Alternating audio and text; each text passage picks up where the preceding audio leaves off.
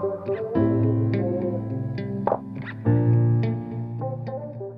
mean, I wouldn't be doing what I'm doing today. None of us women would be doing what we're doing today without Emmeline and the work she did and the suffragettes did. I see like a lot of Emmeline and the women from that time, the suffragettes, in my work in the way that not to be big-headed, but you've got to be pretty brave to put yourself out there and speak up against the masses and put your head above the parapet and be the person to take the fall and take the abuse that comes with that. And obviously I'm doing that on a much smaller scale to what they did. I think all of us women today doing those smaller things is a way of honouring the big things that women like Emmeline Pankhurst did.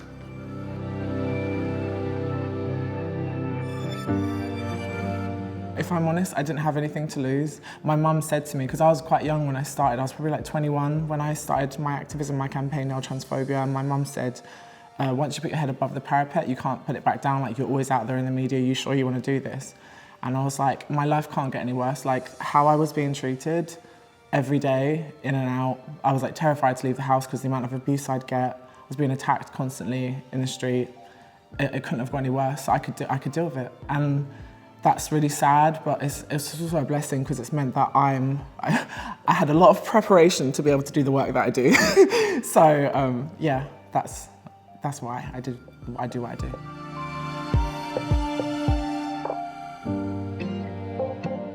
My biggest feminist role models are honestly the women that you don't hear about. It's the women that I grew up with on my council estate in Ladbroke Grove. It's my mum, my nan, all my friends from my school, like my area. I see so much of them in me. I'm gonna cry, but like it makes me so proud to see elements of all the women who I grew up around and my friends who are all such strong women in the woman I've become today. Yeah, so that makes me, I feel, it's like it's a way of honouring them when I see I'm like, oh, that's, I don't know, that's Khadija, that's Georgia, that's my nan. Yeah.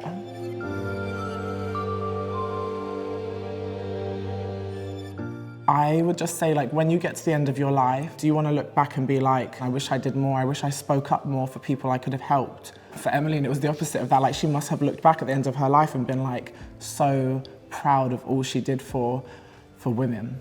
And I think that we should all aspire to, when we look back on our lives, at the end of our lives, to go out being like, I'm proud of how I carried myself. And that's what I would like to have achieved by the end of my life.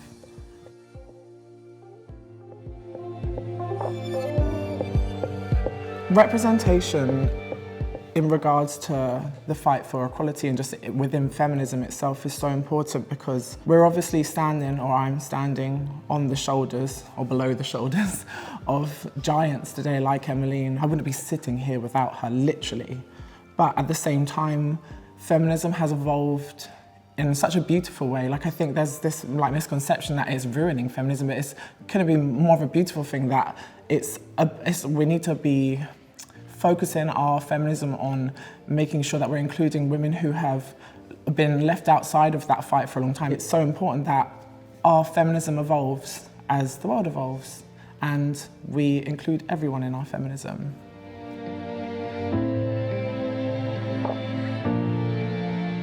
If I knew the answer to how we can create a world that's more protective of women, yeah, I would have written a best-selling book by now and been living a very happy life. But like, I just wish the world was a bit kinder.